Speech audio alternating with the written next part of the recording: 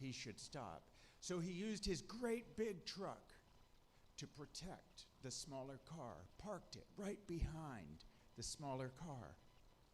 He got out of his truck and he went around to the passenger side like you should, so you stay safe, and started to help them. And then he lost his footing. They were on a bridge, and he fell to his death. He'd served in Afghanistan before as a soldier. He had done other things protecting our nation. And in that moment, he wasn't thinking about his own safety.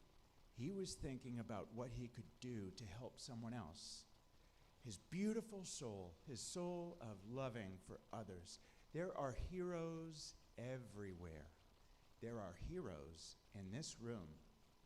I know that people here in this room, have done things to help others, even risking your own life. Heroes are everywhere, but we don't hear about this. The news isn't covering this. The news is covering the fun stuff. Terrible people doing terrible things. That's the news for you. I can save you a lot of trouble if you don't want to read tomorrow's paper. It's terrible people doing terrible things. There you go. Now you've got your morning free. That's what makes the news. That's what people like to talk about. That's the portrayal of reality, but it's not reality.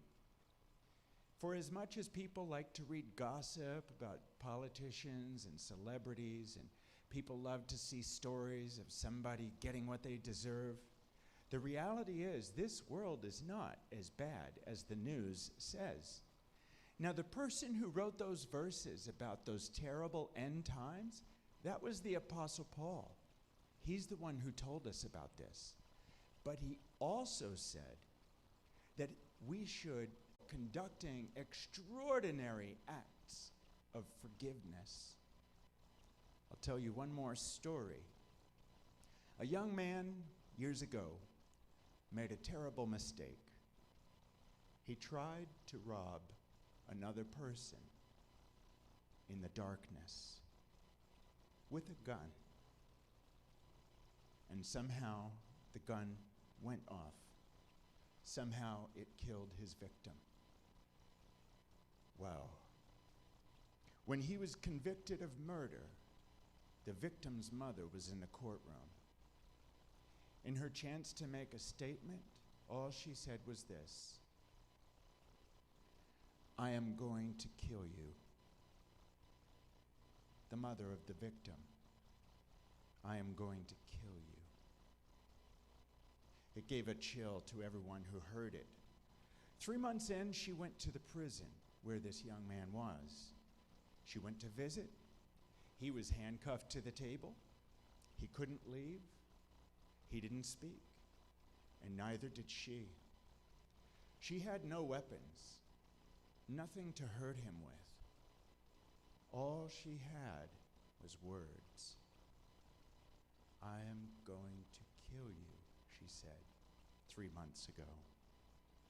She came back a couple days later, again and again and again. She would visit this young man in prison, and eventually they started talking. She learned that he didn't know how to read.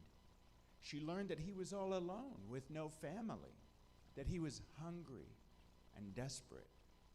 She learned that the gun he used was a gun he had just found. He just had the idea in a moment. I'm starving. I find a gun. I'll try to rob someone. And it all went downhill. After getting to know him, she taught him the basics of how to read and write. Oh, he was in for a long time. She taught him math. She taught him about the world, what different countries are out there, who some of the people are that made this world the way it is, who some of our heroes are from the past. Eventually, he got his GED. He learned a trade. 10 more years, and he was released from prison. Remember, he had no one? The victim's mother picked him up. She brought him back to her house. She gave him the bedroom of the boy he killed. She made him dinner at the table where her son used to eat.